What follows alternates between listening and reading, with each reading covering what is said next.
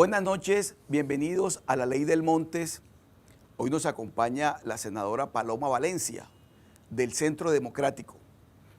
Y vamos a hablar de ese nuevo rol que le toca desempeñar ahora a la bancada del Centro Democrático, que es el de pasar de ser gobiernista en el gobierno del doctor Iván Duque y los gobiernos del doctor Uribe, a ser oposición.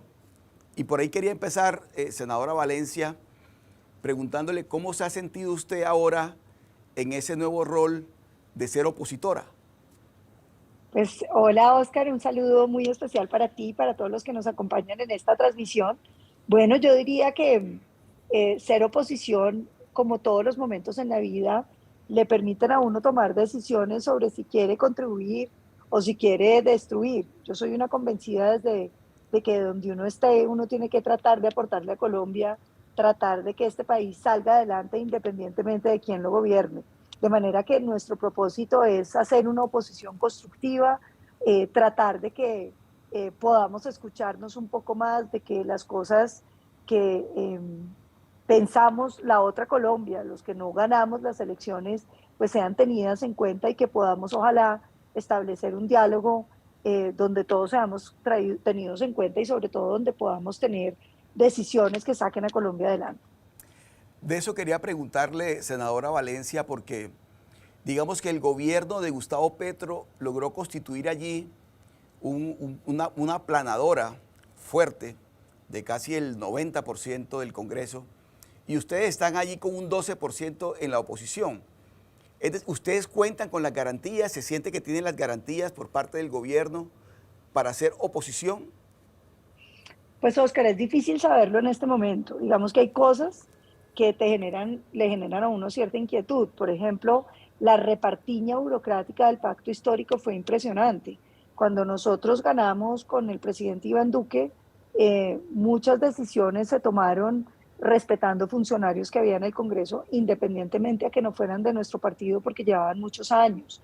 Las comisiones legales fueron cosas que no negociamos y que siguieron como su cauce normal que permite que digamos, los diferentes partidos vayan eligiendo presidentes y vicepresidentes y que haya una cierta camaradería. Hoy, cuando nosotros llegamos, eso repartieron, bueno, todo, hasta las subcomisiones, sacaron los funcionarios que llevaban décadas en el Congreso para poner los suyos. Yo siento que eso ha sido como con mucha rapiña. Y eso, por supuesto, empieza a limitarte las posibilidades. Y te cuento cosas así como en ejemplos. La Comisión de Derechos Humanos, este es mi tercer periodo en esa comisión y normalmente nos hemos hecho muy amigos. Fui presidenta yo, pero fui presidente Alexander López, no porque nos negociáramos, sino porque luego nos poníamos de acuerdo todos y lo sacábamos adelante. Ahorita llegaron, sacaron la secretaria, no, se repartieron las presidencias, es decir, como muy pocos espacios. La Comisión de Paz, por ejemplo, en el gobierno pasado estuvo integrada mayoritariamente por la izquierda. Ellos tenían esa comisión donde ellos mandaban.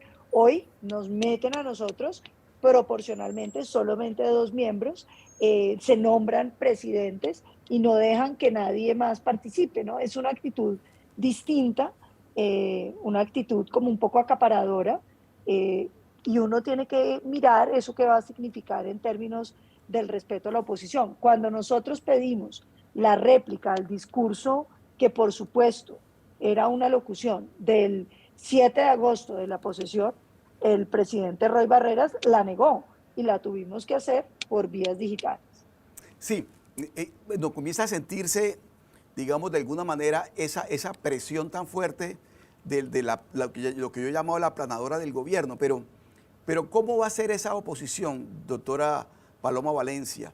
Es decir, uno escucha, comienza a escuchar voces en el Congreso, por supuesto, están ustedes, está la doctora María Fernanda Cabal, está usted, está el doctor Miguel Uribe y demás, pero por fuera también hay unas voces que se comienzan a escuchar, inclusive como la del doctor Robledo, Jorge Enrique Robledo, que está diciendo cosas también, Sergio Fajardo y demás. ¿Cómo se va a organizar esa oposición, tanto la parlamentaria como la extraparlamentaria, para un gobierno que está empezando, doctora Paloma Valencia? Yo creo que aquí lo que es más importante es que haya una pluralidad de voces en la oposición, porque hay que contrarrestar ese monopolio que tienen en el Congreso, esa aplanadora tan brutal con la diversidad ideológica y la diversidad en las voces. Entonces, ahí las voces de Jorge Enrique Robledo, de Fajardo, de los Galán, si empiezan a sonar, pues van a ser muy importantes, porque la minoría en la que quedó representada la oposición no corresponde a la oposición que tiene el presidente Petro en el país. Digamos que eso pasa mucho en el Congreso, como nosotros tenemos, digamos, una clase política que es muy parásita del poder, terminamos teniendo siempre un Congreso gobiernista, independientemente de quién gobierne. Pasan de estar con el presidente Uribe a estar con el presidente Santos, con el presidente Duque y con el presidente Petro, sin solución de continuidad y sin sonrojarse, ¿no? O sea, porque lo que les importa es las migajas que les caen del presupuesto general, o los pedazos que les caen del presupuesto general. Entonces, yo creo que es muy importante pensar en una oposición muy pluralista, una oposición muy abierta, una oposición muy pensante. Y yo digo, el primer reto que tenemos nosotros como los únicos congresistas de oposición es ganar credibilidad. Yo creo que la palabra mágica es credibilidad. Es que el ciudadano que tiene dudas sobre el gobierno de Gustavo Petro, cuando te escuche, diga, bueno, puedo compartir con esta señora esto o esto, pero yo sé que ella lo está diciendo porque hay fundamentos para creer esto o lo otro, y que esa credibilidad sea la herramienta para que la opinión pública pueda ejercer en sí misma una oposición cívica que permita que decisiones que se quieran tomar, que sean malas, se puedan corregir. Muy bien, esta noche nos acompaña en la Ley del Montes la senadora Paloma Valencia, del Centro Democrático. Estamos hablando del papel de la oposición durante el gobierno de Gustavo Petro. Estamos transmitiendo desde el Hotel Windsor en Barranquilla. Ya regresamos. En el Hotel Windsor disfruta del 30% de descuento los días lunes, martes y miércoles en habitaciones estándar, superior y deluxe. Recuerda que todas estas tarifas incluyen desayuno buffet y acceso a todas nuestras zonas húmedas.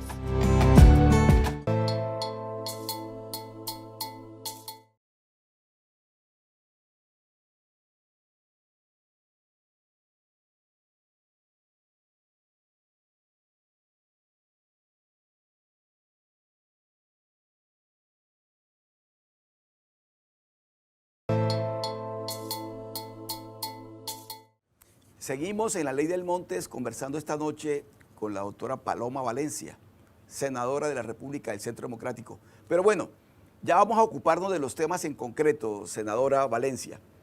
Comencemos por la paz total. Esa paz total que está ofreciendo el presidente Petro, que además es sorpresiva porque durante la campaña no fue enfático en esa oferta. ¿Cómo la analizan ustedes? ¿Cómo están viendo ustedes esa oferta de paz total del presidente Petro? Pues Oscar, yo te lo resumo de la siguiente manera. Yo creo que es un poco ingenuo creer que uno negocia con los delincuentes y se acaba la delincuencia. Y esa sería la primera frase. Y no porque de pronto esos delincuentes no se te desmovilicen, pues por usar una palabra. Yo te acepto, digamos, en gracia de discusión, que todos los que se comprometan cumplan. El problema no es eso. El problema es la brecha entre las oportunidades legales que ofrece Colombia y los negocios ilegales tan grandes que tiene nuestro país. Y eso nos hace plantearnos lo siguiente. Digamos que uno de los grandes problemas del proceso de La Habana, yo siempre lo dije, no era si los miembros de las FARC que se desmovilizaban iban a cumplir o no. Supóngase que todos cumplieron. El problema es que esto no es un problema político ni es un problema, digamos, filosófico. Esto es un problema económico que tiene que ver con unos negocios ilegales. El narcotráfico, la minería ilegal, el tráfico de madera y de fauna, que son negocios multimillonarios que si usted no tiene una respuesta sobre cómo solucionar ese problema de los negocios, pues usted puede quitar a esa gente y le llegan otros. Y fíjese que eso fue lo que pasó en los acuerdos de La Habana. Se desmovilizan las FARC y aparecen las disidencias, que son hombres nuevos, unos poquitos reincidentes, pero la gran mayoría nuevos que vienen a cooptar los negocios ilegales que tenemos. Entonces usted quita el clan del Golfo y aparece el clan del Golfito que viene con el mismo negocio. Usted quita la oficina y vienen otros combos distintos de otros pelados a seguir delinquiendo. Entonces, yo creo que aquí lo que hace falta es que el país tenga una conversación seria sobre qué vamos a hacer con los negocios ilegales, porque yo veo que el gobierno habla de que va a acabar con todo y habla de legalización, y eso suena muy bonito, Oscar, pero es poco serio, y digo poco serio por lo siguiente: supóngase que mañana legalizamos la cocaína en Colombia, la legalizamos, ¿a quién se la va a vender, Oscar? Si en Estados Unidos sigue siendo ilegal, si en Europa sigue siendo ilegal. Entonces, eso no va a pasar de un día a otro donde Estados Unidos y Europa vayan a legalizar. Entonces, usted puede decir todo lo que quiera sobre la legalización. No va a pasar. No va a pasar porque esos países no la van a legalizar. Entonces, nos vamos a quedar aquí con la coca, yo no sé haciendo qué. Yo creo que todo el discurso de la paz total, dejando de lado consideraciones éticas que para mí son importantes y a las que me refiero, creo que lo fundamental en ese proyecto es que no tienen una solución sobre los negocios ilícitos. Y lo segundo, en una negociación con criminales, usted como Estado debe mostrar fortaleza, es decir, zanahoria y garrote.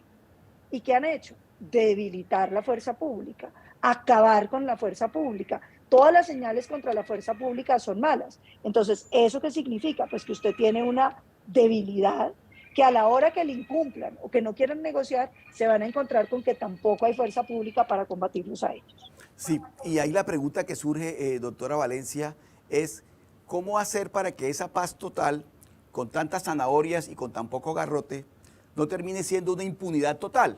Porque obviamente que estas organizaciones criminales lo que están deseando es la impunidad, el castigo nulo.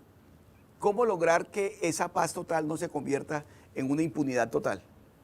Pues es muy difícil, Oscar, porque aquí nos dicen que ellos lo que están pensando es en un sometimiento estilo el principio, digamos, que existe en el derecho penal acusatorio, donde a usted le pueden rebajar la pena por la cooperación con la justicia, pero que esto se va a hacer de manera global. Yo veo tres inconvenientes ahí muy serios. El primero, que usted no tiene una identificación plena de todos los que han integrado las estructuras criminales. Es muy distinto que usted coja a un delincuente que usted sabe que cometió estos delitos y entonces hace una negociación con él para que entregue un dinero, para que entregue ¿no? una información, y entonces usted le reduce la pena. Pero cuando usted habla de un grupo, usted tendría que tener identificada toda la gente y tendría que tener también claro todos los delitos para poder ver cuál es la proporcionalidad de la rebaja. Pero aquí el Estado está un poco a ciegas. Yo preguntaría, ¿cuántos, por ejemplo, delitos se le atribuyen a cuáles combos en Medellín? Cuando usted habla de la Pantera, por ejemplo, que hace parte de la oficina, ¿cuáles son los delitos y cuál es la composición? Entonces entramos un poco a ciegas. El segundo problema que yo encuentro, la rebaja de la pretensión de justicia, o sea, dejar de decir sometimiento para decir acogimiento. A mí eso me preocupa, porque es que creo que Colombia viene por un camino de decir que la criminalidad siempre tiene como más espacio, que la criminalidad siempre tiene nuevas oportunidades, siempre hay una segunda oportunidad. Pero yo me pregunto por esos colombianos que nunca han tenido ni una oportunidad. ¿Cuándo viene el momento de la primera oportunidad? Porque siempre hay segunda oportunidad para el que delinque y la primera oportunidad para el ciudadano que no roba, que no ha delinquido. ¿Por qué la plata? ¿Por qué el esfuerzo del Estado siempre tiene que estar con los malos? Y eso me lo hizo pensar en algún viaje donde fuimos a una ETCR donde estaban desmovilizados de las FARC. En un momento dado se me acerca una persona muy efusiva a saludarme y yo digo, caramba, ¿qué guerrillero me va a saludar a mí? Y era el presidente de la Junta de Acción Comunal de La Vereda, que me dijo, yo soy muy uribista, nosotros los apoyamos aquí ganamos, y me dijo, ¿usted puede creer, senadora, que a mí me toque venir acá a donde los guerrilleros para ver si logro hablar con alguna entidad para sacar adelante los proyectos de mi comunidad? Y a mí eso me dolió, y me dijo, nosotros hemos tenido que enfrentar, un momento, tenemos que enfrentar esta situación con muchas dificultades, porque nosotros ellos vienen a decirnos que están muy contentos de estar aquí y que ellos se alzaron en armas porque había mucha pobreza y mucho abandono. Y yo les dije, ¿y cómo los recibió la comunidad? ¿Y sabe qué me contestó Oscar? Me dijo, les dijimos que nosotros habíamos vivido la pobreza y el abandono y sin embargo no habíamos matado a nadie. Ah, caramba. Y Miren, eso me impactó. Me impactó porque pensé, ¿dónde está la primera oportunidad para los colombianos así es. que están ahí en el abandono, en la pobreza y que sin embargo no han sido violentos? Y el Excelente tercer reflexión. asunto que a mí me preocupa es el tema eh, pues de la efectividad de las penas y de estos procesos. Porque lo que me parece que está pasando en Colombia es que cuando usted es delincuente, usted siempre encuentra cómo negociar. Y entre más fuerte sea su organización delincuencial, siempre hay posibilidades de diálogo y de negociación. Me decía el otro día alguien en una reunión de estas con ciudadanía, el único que está fregado es el que delinque solo. Y yo pensé, pues sí, esta desigualdad de la ley, donde con los fuertes el Estado es débil, pero con los débiles el Estado es Es fuerte, fuerte. es Así, difícil. así es. Esta noche nos acompaña en la Ley del Montes la senadora Paloma Valencia y Amapola, que también la vemos por ahí que está rondando y también hace parte de la entrevista. Después de este corte de comerciales regresamos. Estamos transmitiendo desde el Hotel Windsor en Barranquilla. En el Hotel Windsor disfruta el 15% de descuento en nuestros pasadías para adultos los días miércoles. Incluye parrillada, cóctel de bienvenida, postre de la casa y acceso a nuestras zonas húmedas.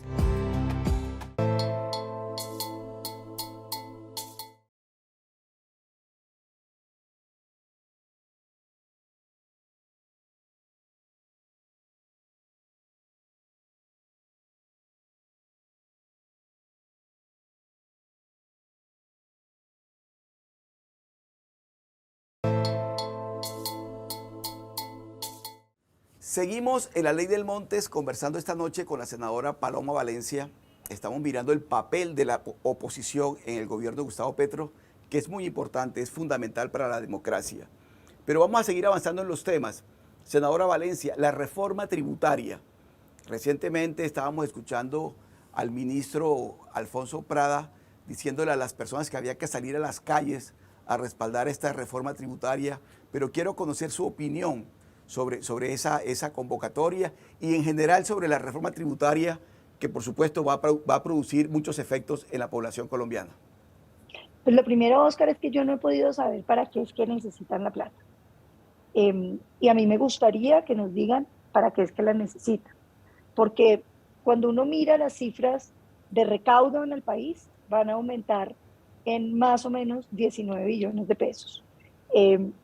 Las utilidades de Ecopetrol van a ser 42 billones de pesos. Eso es plata que le entra líquida al gobierno. Entonces, la primera pregunta que yo me hago es, bueno, ¿necesitan más? ¿Para qué? El gobierno no se ha tomado el trabajo de decirle a los colombianos para qué es que es esta plata. Queremos hacer este plan, queremos hacer este. Porque yo sí pregunto, a mí sí me van a decir, queremos llevar ingreso solidario hasta los 5 millones de colombianos que están en pobreza extrema. Vamos, lo hacemos. Pero si me dicen, es que necesitamos 25 billones de pesos porque queremos regalarle más plata a las bandas criminales, espérenme a ver. Entonces yo creo que lo primero es que el gobierno tiene que decir para qué es que es esta plata, en qué es que se la quieren gastar. Lo segundo, vea, yo en la reforma tributaria encuentro algunos elementos que son virtuosos y que vale la pena pensar, el tema del régimen de las zonas francas, mirar realmente si eso tiene, digamos, un sentido y pensar en una transición, si es que estamos considerando que eso no debiera ser así, aunque, por ejemplo, yo se lo digo, en el departamento del Cauca, si no hubiera una zona franca, pues la gente no invertiría. Son figuras que son bien importantes si usted quiere atraer inversión a determinados lugares de Colombia. Pero tiene también unos elementos que son muy complicados. Y es, por ejemplo, yo le he llamado, como le han dicho, la reforma del salchichón, el embutido, que es que a usted le van poniendo impuestos sobre impuestos sobre impuestos sobre impuestos. Le vuelven todo renta. Y eso es complicado. Supóngase, Oscar, que un colombiano que gana salario mínimo recibe una herencia y ese mismo año vende la casa que heredó de sus papás. Seguramente termina pagando un montón de impuestos porque todo se supone que son ingresos y no hay diferenciación entre lo que usted se gana. Por ejemplo, que una persona tenga que pagar impuestos a partir casi de los 120 millones de pesos por recibir un seguro de vida, cuando el seguro de vida es una inversión que hacen los padres jóvenes por si acaso faltan y que garantice la educación de esos hijos y que venga el Estado a participarle en unas tarifas del 39%, me parece que es exagerado. Y lo otro, los impuestos exagerados sobre el sector productivo. Me impresionó mucho del ministro Prada, Oscar, el intento de generar un conflicto de clases, de decirle a las clases menos favorecidas en este país es que los ricos no quieren pagar impuestos para que nosotros les queremos dar a ustedes. Me parece que eso tiene una dificultad muy grande, porque eso es incendiar este país. Porque aquí las críticas que se están haciendo no es en torno a si los ricos quieren pagar o no impuestos. Los colombianos pagan impuestos. Digamos que los sectores que pagan impuestos pagan unas tarifas altas de impuestos, de las más altas de los países de la OECD. El problema no es ese. El problema es hasta dónde pueden pagar para sostener los negocios en Colombia. Porque yo sí le digo una cosa, Oscar, a mí sí me preocupa mucho que los colombianos dejen de producir en este país. Me preocupa mucho una reforma tributaria que trata mejor a los extranjeros que invierten en Colombia que a los nacionales.